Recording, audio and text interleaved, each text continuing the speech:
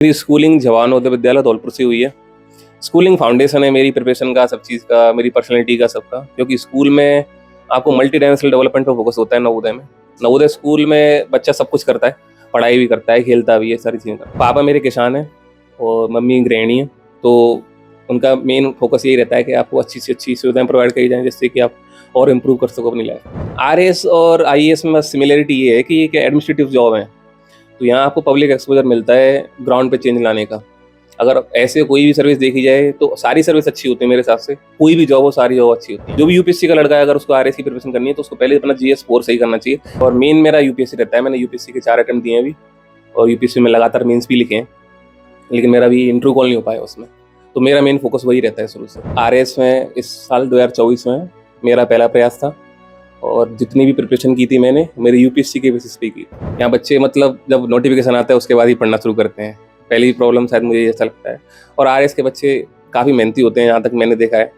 तो उनको बस अपनी जो प्रिपरेशन है उसमें और डाइवर्सिटी ऐड करनी चाहिए। मेन ऐसा नहीं है कि मतलब खुश नहीं हूँ, बट इसमें मेन चीज़ रहती है कि आप जो एक्सपेक्ट कर रहे हो आपको वो मिलना चाहिए। नमस्कार, आप देखना शुरू कर चुके हैं the Khatak digital news channel और इस वक्त हमारे साथ मौजूद है राहुल पाराशर जी।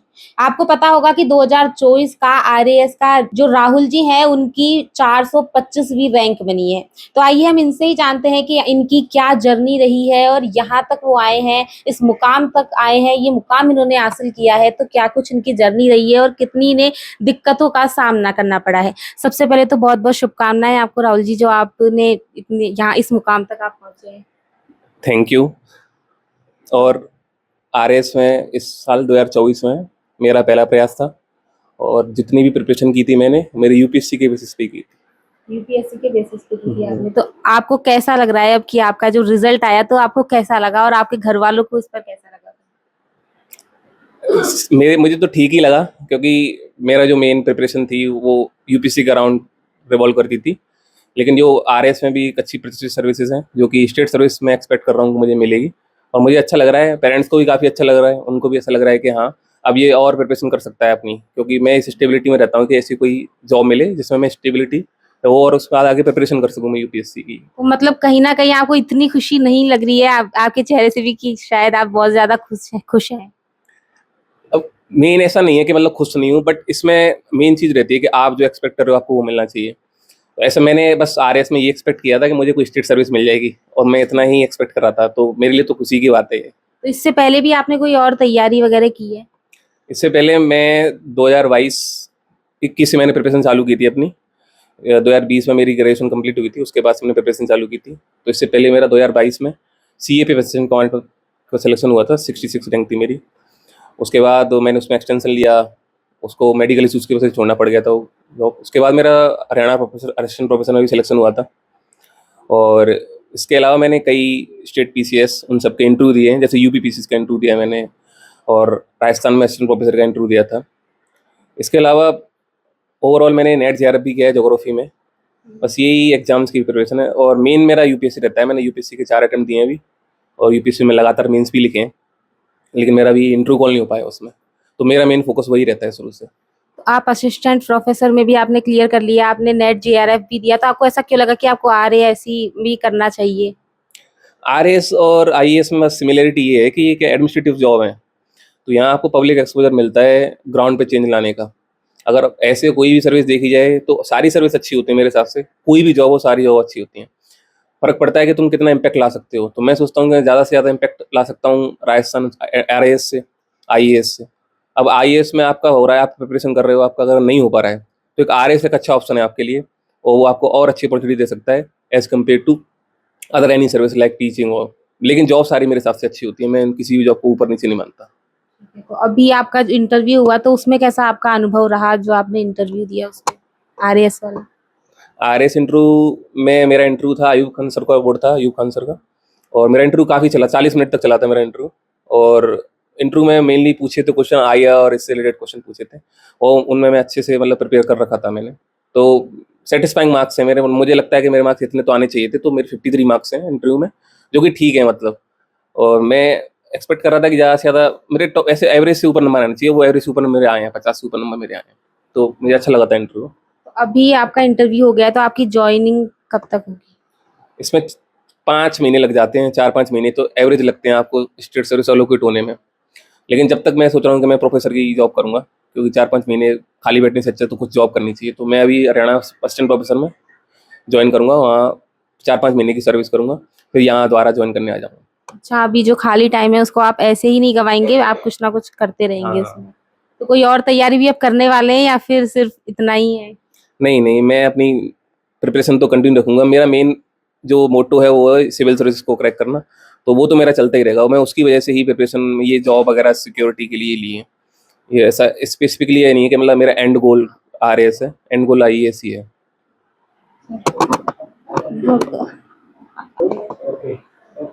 अच्छा, तो आप कहाँ के रहने वाले हैं? मैं धौलपुर डिस्ट्रिक्ट और मेरा गाँव डभेरा, ठीक है, तो आप रायगढ़ तहसील। तो जयपुर आप प्रिपरेशन करने के लिए यहाँ पर आए थे? मैं जयपुर आया था 2022 में, उससे पहले मैं दिल्ली विश्वविद्यालय से मैंने अपनी ग्रेजुएशन कंप्लीट की थी। उसके बाद जयपुर में रह रहा हूँ, क्योंकि जयपुर एक स्टेबल एनवायरनमेंट प्रोवाइड कराता है as compare to other cities. ठीक है, तो आपके मम्मी पापा जो हैं वो क्या करते हैं? पापा मेरे किसान हैं और मम्मी गृहिणी हैं, तो उनका मेन फोकस यही रहता है कि आपको अच्छी से अच्छी सुविधाएं प्रोवाइड करी जाएं, जिससे कि आप और इम्प्रूव कर सको अपनी लाइफ में। कितने बहन भाई हैं? मैं, मेरा छोटा भाई और मेरे बड़े भैया, हम 3 भाई हैं, 1 बहन है।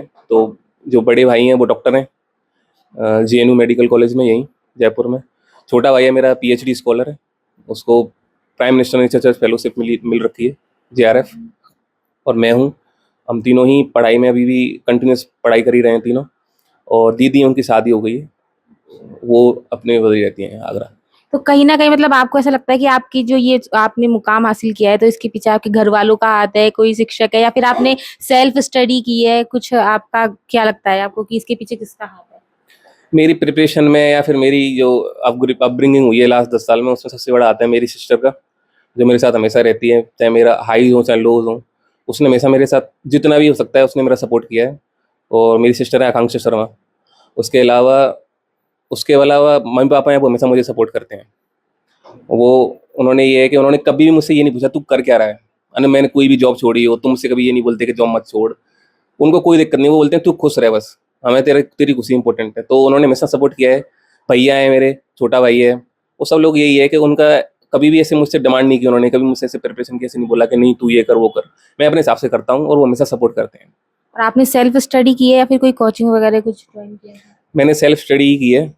और स्पेसिफिकली अगर आरएस के लिए देखा जाए तो मैंने आरएस के लिए ना तो कोई टेस्ट सीरीज ली और आरएस के लिए मैंने कोई स्पेसिफिक तैयारी भी नहीं की। मतलब मेरा यूपीएससी का जो नॉलेज बेस था मैंने उसके बेसिस पे ही जितना भी किया था उसके बेसिस पे किया था। अच्छा, आपने कोई तैयारी नहीं की है ऐसे ही मेरा यूपीएससी? हाँ, मेरा क्या था कि मेरा यूपीएससी मेंस नहीं हुआ था 2024 में, उसका दिसंबर में रिजल्ट आया था।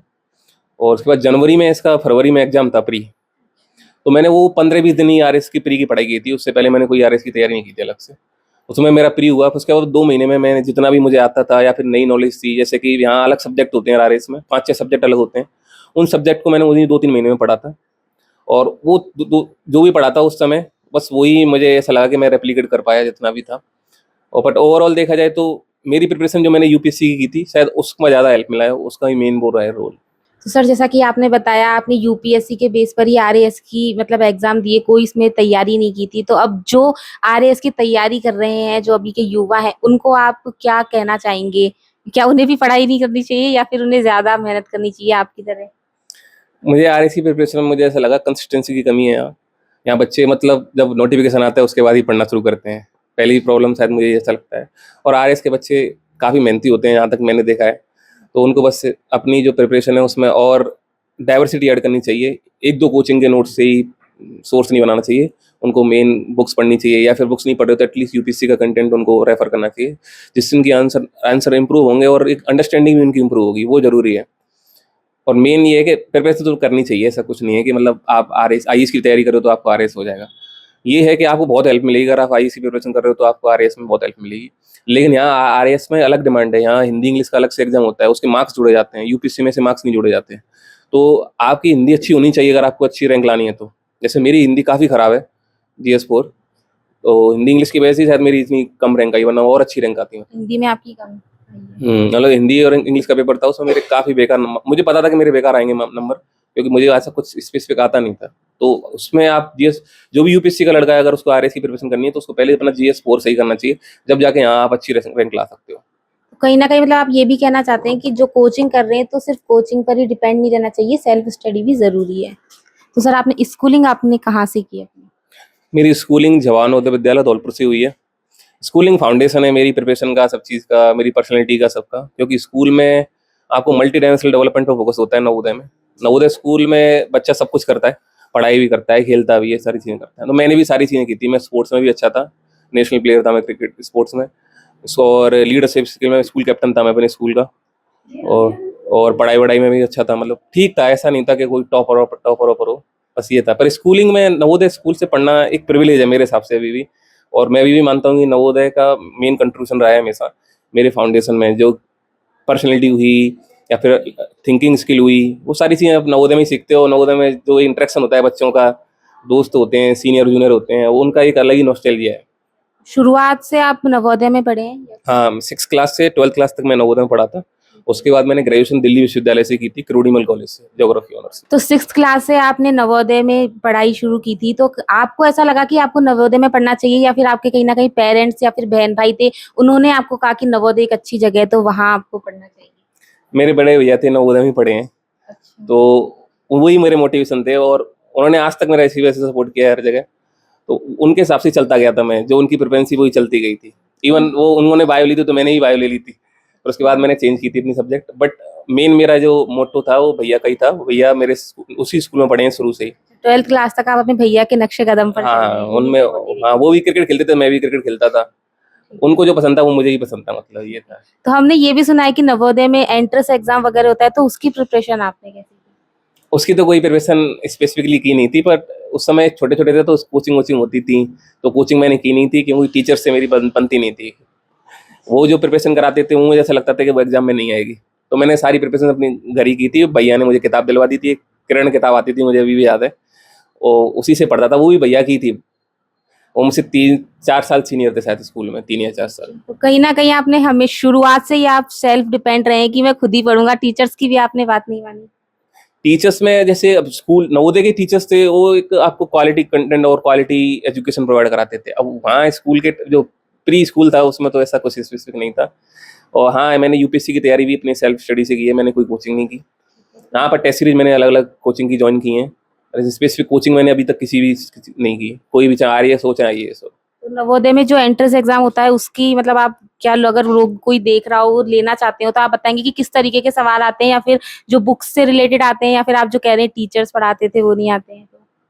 नवोदय की तैयारी के लिए अब मेरे जोन में मुझे याद है उस टाइम तो अलग पैटर्न होगा, अभी तो शायद अलग ही पैटर्न होगा। लेकिन मेरे टाइम पर तो ये फोकस था कि जो चीज़ें आपको 6-7 में आती थी वो हमें 10th में भी नहीं आती। काफ़ी बच्चों अच्छी प्रिपरेशन होती है नवोदय की। नवोदय की प्रिपरेशन करने के लिए तो ये है कि आप बच्चों को अलग से पहले से ही उनका मेंटल सेटअप ऐसा करो कि क्या पढ़ना चाहिए क्या नहीं पढ़ना चाहिए। लाइक जैसे मैथमेटिक्स भी आता था, उसमें सिंपल इंटरेस्ट, कंपाउंड इंटरेस्ट आता था मुझे 6 क्लास में, जो कि बाद में नहीं आता था मुझे 10th क्लास तक। तो उस समय जो प्रिपरेशन लेवल था वो अच्छा था। तो नवोदय की प्रिपरेशन करने के लिए आप स्पेसिफिक किसी टीचर को ही रेफर कर सकते हो। अभी मुझे इसका आइडिया नहीं है क्योंकि मेरे टाइम जो पैटर्न था वो अभी होगा सेम। तो आपको अच्छा होना चाहिए, मैथ में भी अच्छा होना चाहिए, थोड़ा सा हिंदी में भी अच्छा होना चाहिए। क्रिटिकल थिंकिंग उसमें शायद वो आती थी, जो आकृति बोलते थे शायद हम उस समय उनको, वो आते थे, उनको आइडेंटिफाई करना, पैटर्न, ये सब चीज़ें थी। बट ये है कि वर्थ है, आप नवोदय की प्रिपरेशन करते हो या फिर अपने बच्चों को नवोदय में पढ़ाते हो तो मैं कहता हूँ आप बेस्ट डिसीजन ले रहे हो अपनी लाइफ का।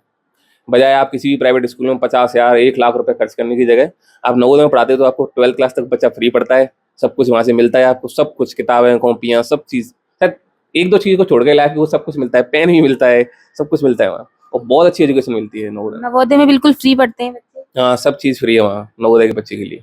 ओवरऑल आपका ये भी मानना है कि टीचर्स भी इतना अच्छा नहीं पढ़ाए, तो सेल्फ स्टडी होनी चाहिए?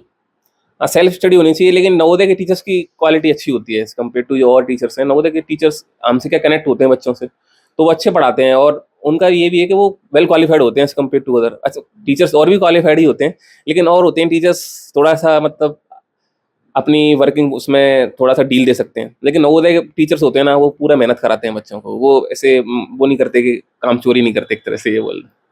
तो ये थी इनकी जर्नी। इनके पिता किसान हैं, माता गृहिणी हैं, और फिर भी उन्हें ये लगा कि कहीं ना कहीं बच्चे को पढ़ाना चाहिए, आगे बढ़ाना चाहिए। और इनकी जो जर्नी ये रही है, इसमें इनके परिवार का पूरा इनको सपोर्ट मिला है, और इन्होंने सेल्फ स्टडी भी की है। और युवाओं को भी इन्होंने ये संदेश दिया है कि कोचिंग पर ही डिपेंड नहीं ना रहें, बल्कि सेल्फ स्टडी भी करें, क्योंकि वो भी बहुत जरूरी होती है।